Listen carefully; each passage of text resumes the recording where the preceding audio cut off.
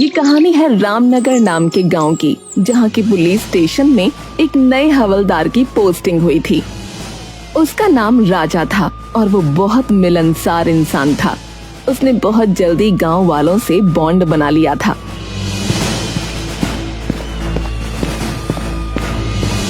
अरे मुखिया जी प्रणाम, क्या हाल चाल है आपका? अरे बस सब बढ़िया हवलदार जी, भोलेनाथ की कृपा है। वैसे भी सावन के महीने में हम थोड़े ज्यादा ही प्रसन्न रहते हैं।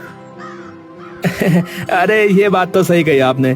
सावन का महीना सबसे अलग होता है, चारों तरफ हरियाली और भोलेनाथ की भक्ति। ऐसे में जो दिन कटते हैं उसका कोई जोड़ ही नहीं है। बिल्कुल सही कहा हवलदार साहब। अरे मेरा नाम राजा है मुखिया जी, आप हवलदार क्यों कहते रहते हैं हमेशा? अरे तो मेरा नाम भी रामलाल है, लेकिन आप भी तो हमें मुखिया मुखिया कहते रहते हैं कि नहीं? ओहो, तो आप बदला ले रहे हैं? अरे नहीं नहीं, ऐसी बात नहीं है। हम बदला नहीं, मौज लेते हैं, मौज है।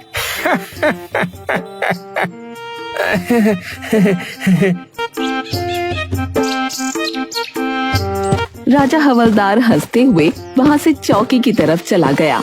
रामनगर के सभी बाशिंदों के बीच में ऐसे ही तालमेल बैठा हुआ था। वो गांव एक परिवार के जैसा था। सीमा, खाना दे दो, फिर मैं खेत पर जाऊं।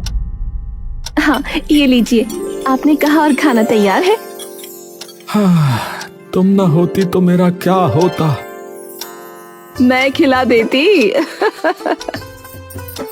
अरे शांति चाची, आओ आओ, कैसी हो? मैं तो अच्छी हूँ, बस तुमसे बात करने आई हूँ। ये पवन खेत पर चला जाए फिर बात करूँगी। है? क्यों? मेरे सामने क्यों नहीं कर सकती? तुझे औरतों की बातों में क्यों घुसना है? चल भाग यहाँ से। तीनों हंस पड़े और पवन खेत पर चला गया। शांति चाची ने जैसे ही सीमा को अकेला पाया, वो अपनी बातों की पोटली खोलकर बैठ गईं। पहले तो हल्की फुल्की गपशप, मोहल्ले की बहुओं की बातें, और फिर धीरे धीरे असली मुद्दे की तरफ वो बढ़ी। सीमा बेटा, तेरे से एक बात करनी थी। वैसे तो बड़ी बात नहीं है, पर मन में खटक रही है 2 दिन से। अरे चाची, आप तो डराने लगी, बोलिए ना क्या बात है। हमारे घर से चांदी का लोटा गायब हो गया है। मेरी अम्मा का दिया हुआ था, बहुत प्यारा था मुझे। चांदी का लोटा? अरे आपने शायद किसी को दे दिया होगा इस्तेमाल के लिए। चांदी का लोटा भला किसी को क्यों दूंगी? हाँ, ये बात भी सही है। कहीं रखकर भूल तो नहीं गई आप? सीमा ने पूरा घर छान मारा, रसोई, ओसारा, पिछवाड़ा, लेकिन चांदी का लोटा कहीं नहीं मिला। एक गहरी चिंता की रेखा उसके माथे पर खिंच गई। चाची, कहीं कोई उठा तो नहीं ले गया? पता नहीं बेटा, खैर अब क्या कर सकते हैं, भगवान देख रहा है। सीमा चुप रह गई, लेकिन तभी उसे कुछ और याद आया। उसकी भी कुछ चीजें गायब थीं। अरे चाची, एक बात बताऊं, परसों से मेरी एक जोड़ी पायल भी नहीं मिल रही है। क्या? ये तो बहुत अजीब बात है। तेरे घर से भी गायब, हमारे घर से भी। कुछ तो गड़बड़ है सीमा।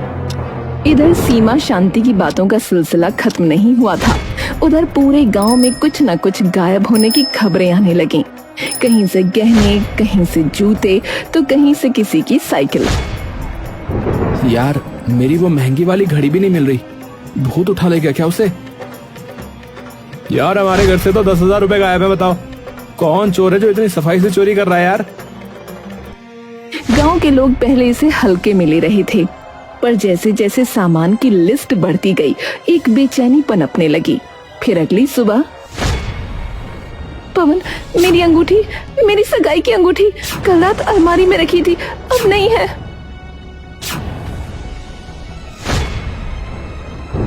अरे अरे, ये क्या मजाक है? यहाँ तो सचमुच नहीं है। सीमा, किसी ने चोरी की है।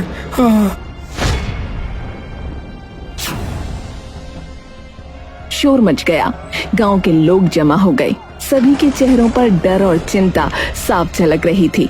इतने शांत गांव में ऐसी घटनाएं ये तो अपशकुन जैसा लगने लगा।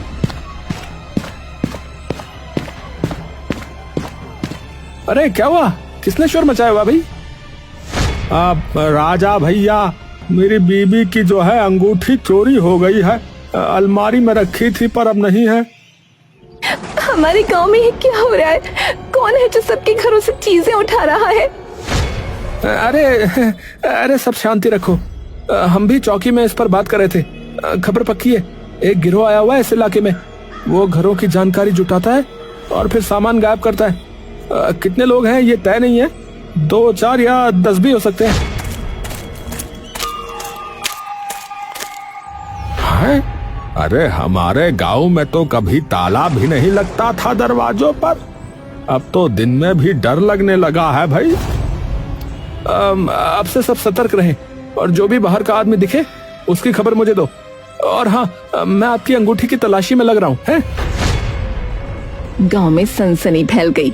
जिस गांव में पहले गली की बकरी भी गुम हो जाती थी तो ढोल बज जाता था, अब वहां चोरी की घटनाएं आम हो रही थीं। फिर अगले दिन अरे अरे किसने तो मेरी बाइक ही गायब कर दी। रात में बरामदे में खड़ी थी, सुबह देखा तो नहीं है। क्या क्या? हाँ, क्या कह रहा है भैया? हाँ, क्या करो भैया? अरे भैया, अब तो हद हो गई है, ये तो बड़ा मामला हो गया। हाँ भैया सही कह रहे, हद हो गई ये तो। हाँ हाँ भैया सही कह रहे। ये कोई साधारण चोर नहीं हो सकता, कोई है जो हमारे बीच ही रह रहा है। जब पूरा रामनगर चोरी की घटनाओं से परेशान था, उसी समय शाम के समय एक चमचमाती कार गांव के बाहर की टूटी सड़क पर अटक गई। ड्राइविंग सीट से उतरा एक सफेद कमीज और काले चश्मे वाला व्यक्ति, बाल थोड़े बिखरे हुए, चाल में शहरी रौब और चेहरे पर मासूम मुस्कान। हेलो, कोई है? गाड़ी बंद हो गई है, प्लीज कोई मदद करेगा? कुछ ही देर में गांव के मुखिया रामलाल वहां पहुंचे। अरे कौन हो बेटा, कहाँ से आए हो? नमस्ते, मेरा नाम सूरज है। शहर से आ रहा था कि अचानक गाड़ी बंद हो गई। रात होने वाली है। आप बुरा ना माने तो मैं क्या एक रात यहाँ रुक सकता हूँ? तो मुसाफिर हो, ठीक है, पर गांव में थोड़ा जो है हंगामा चल रहा है, ध्यान रखना है। आप चिंता ना करें, मैं एकदम शरीफ और सीधा इंसान हूँ, किसी को परेशानी नहीं होगी। मुखिया जी ने कुछ सोचते हुए सूरज को अपने घर में एक कमरा दे दिया, लेकिन उधर से गुजरते राजा हवलदार की नजर सूरज पर पड़ गई। वो मुखिया के पास गया और बोला, मुखिया जी, ये कौन है? अरे है कोई मुसाफिर, सूरज नाम बता रहा है। कह रहा है कि गाड़ी खराब हो गई, एक रात के लिए रुकने को कहा है। सावधान रहिएगा। है, जब से चोरी शुरू हुई है तब से कोई नया आदमी गांव में नहीं आया था, अब आया है, इस पर नजर रखिएगा। हाँ हाँ समझ गया, अब ये मेरी नजर में है। सूरज मुखिया जी के घर में रुक गया, लेकिन अगली सुबह अपनी कार ठीक कराने की बजाय गांव में इत्मीनान से घूम रहा था। न हाथ में कोई औजार, न गाड़ी की फिक्र, जैसे वो गांव का सैलानी हो, न कि कोई राह भटका यात्री। अरे देखा, वो सूरज यार, ये वही मुसाफिर है जो मुखिया जी के यहाँ पर रुका हुआ है। ऐसे घूम रहा है जैसे नानी के घर आया हो। इसको कोई जल्दी नहीं है कार ठीक करवाने की, अजीब है। खबर आई कि बीती रात एक घर से मोबाइल चोरी हो गया। है? किसका मोबाइल गया? अरे मेरा, अरे चार्ज पर लगाया था, सोचा था कि रात को जो है चुनिया से बात करूंगा, लेकिन सुबह देखा तो गायब मिला भैया। अरे बेटा सूरज, तुम गांव में ऐसे मस्ती से क्यों घूम रहे हो भाई? तुम्हारी गाड़ी कब ठीक होगी?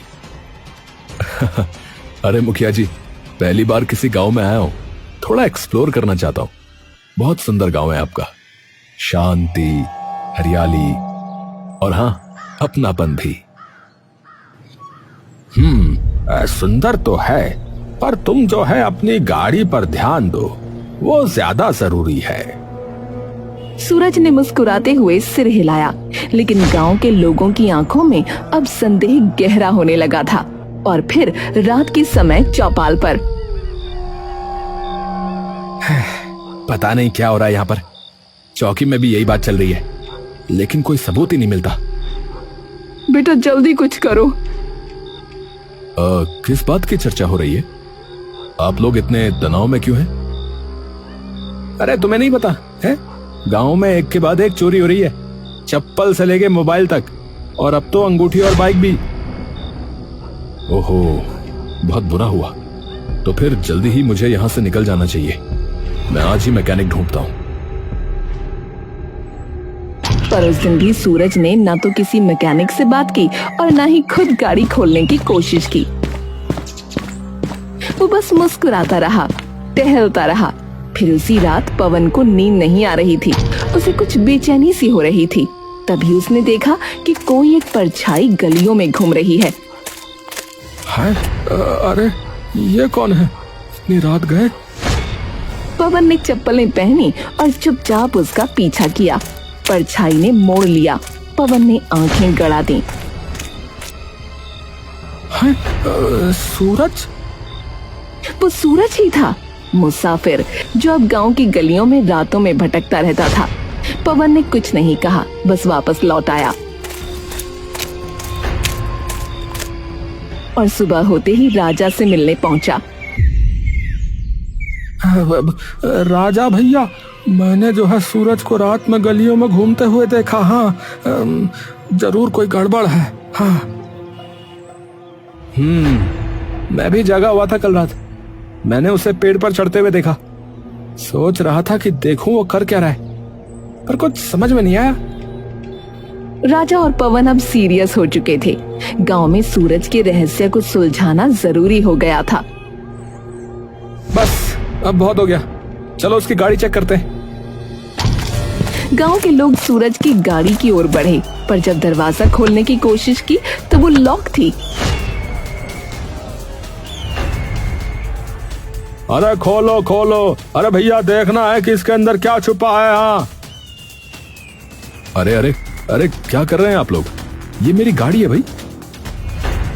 देखो भाई, तुम्हारी गाड़ी 2 दिन से यहाँ पर खड़ी है, ना मैकेनिक को बुलाया तुमने, ना ही कुछ किया इस पे। अब बताओ तुम कब जा रहे हो?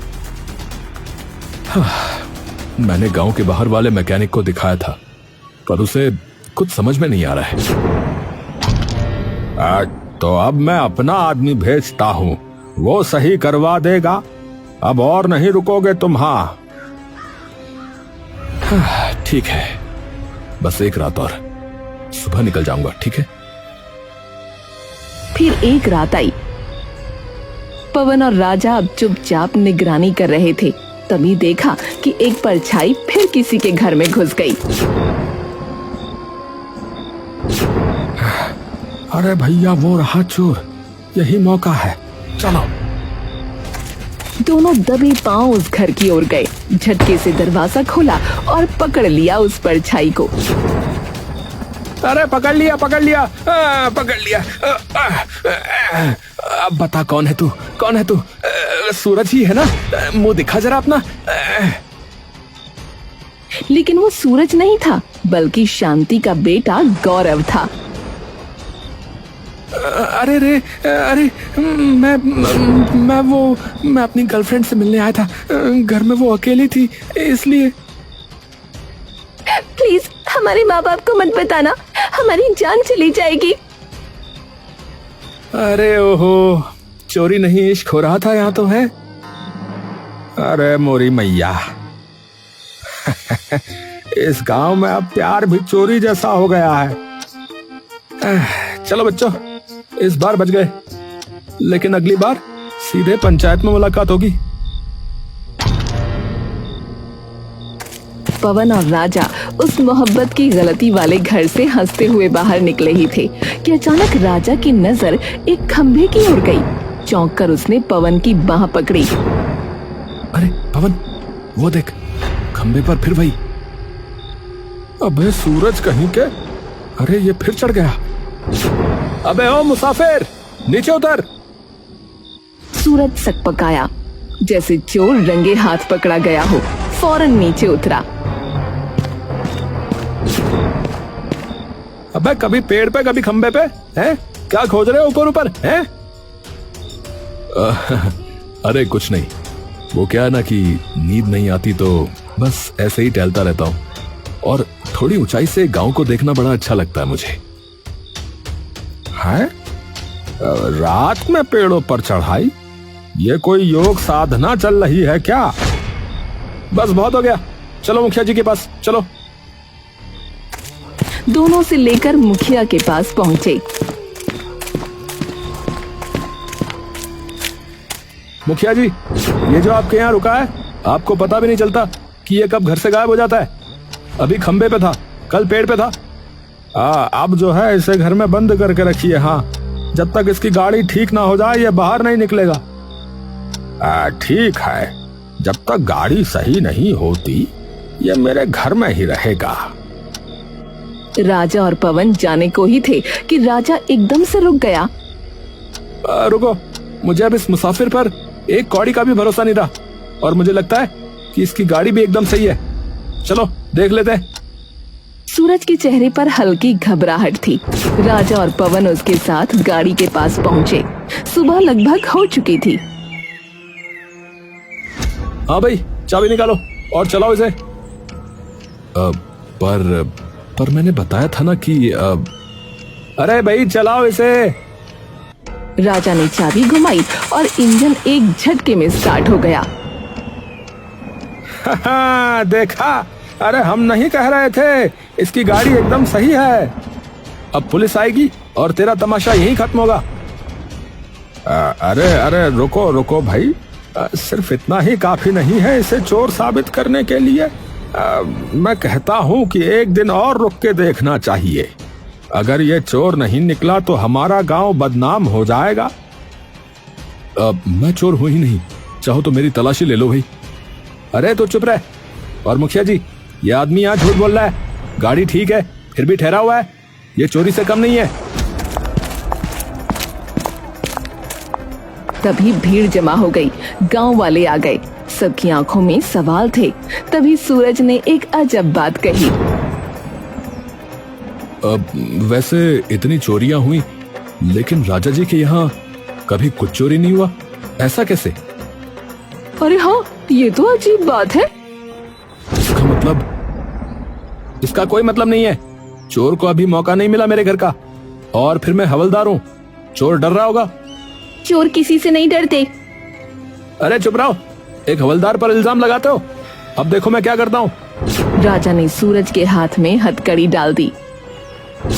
एक पुलिस वाले पर उंगली उठाने के जुर्म में मैं तुझे गिरफ्तार करता हूँ। हाँ तो सुनो, असली गिरफ्तारी अब होगी। मैंने पुलिस को पहले ही बुला लिया है। सायरन की आवाज आई। पुलिस जीप गांव में घुसी। गांव वाले चौंक गए। सूरज ने जेब से मोबाइल निकाला और एक वीडियो चलाया जिसमें साफ साफ राजा चोरी करते हुए नजर आ रहा था। अरे ये तो पर गांव में सीसीटीवी कहाँ? वही तो, जहाँ सीसीटीवी नहीं होता वहीं लगाना पड़ता है। मैं जब पेड़ पर चढ़ा था और खंभे पर, तो वहां कैमरे फिट कर रहा था, समझा? भगवान, ये क्या कह रहा है? अरे मोरी मैया, ये क्या कह रहा है भैया? अरे दैया, जे का हो गया भैया? ये सुनकर राजा को गुस्सा आ गया और वो मुखिया से लड़ने लगा। ये खुराफाती मुसाफिर इतने दिन से आपके घर में है और आपको खबर ही नहीं हुई?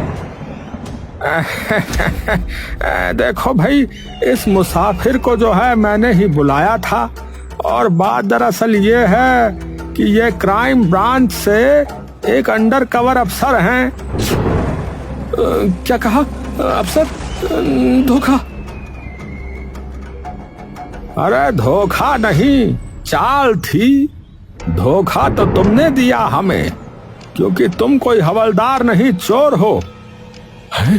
क्या कहा? क्या करा भैया मुखिया जी? ए भैया, मुखिया क्या कह रहा भैया? है भैया, क्या कह रहे? हाँ, असल में ऐसा था कि हमारे गांव की चौकी में हवलदार की पोस्टिंग होने वाली थी। इस चोर को ये पता चल गया और ये उसकी जगह आ गया, क्योंकि असली हवलदार को आने में कुछ दिन बाकी थे। हाँ, जब मुझे इस पर शक हुआ तो मैंने सबसे पहले इसका ही बायोडेटा निकाला। तब पता चला कि राजा नाम का तो कोई हवलदार आना ही नहीं था यहाँ पर। असली हवलदार ये है मिस्टर पांडे, जो आज ही आए हैं। नमस्ते जी, नमस्ते। राजा ने भागने की कोशिश की, लेकिन पुलिस ने उसे पकड़कर हथकड़ी लगा दी। माफ कर दो, मुझसे गलती हो गई। मेरे ऊपर बहुत कर्जा हो गया था, इसीलिए ये करना पड़ा। अरे गलती? अरे भैया, हमें लूट लिया और कह रहे हो गलती? अरे शर्म करो भैया, शर्म करो। अरे भैया, कौन सी गलती, कैसी गलती है? क्या कह रहे हो तुम? साले कूट देंगे बता रहे। तलाशी लो, राजा के घर की तलाशी लो। राजा के घर से चोरी का सारा सामान मिल गया। कुछ चीजें उसने बेच दी थीं, उसके लिए जुर्माना लगाया गया। सूरज ने हर एक पीड़ित को उनका सामान लौटाया। हम सब सूरज जी के आभारी हैं। बिल्कुल, मुसाफिर बनकर आए और रक्षक बन गए। हम सोच भी नहीं सकते थे कि राजा ही चोर निकलेगा। धोखा देने वाला चाहे कोई भी हो, उसका अंत यही होता है।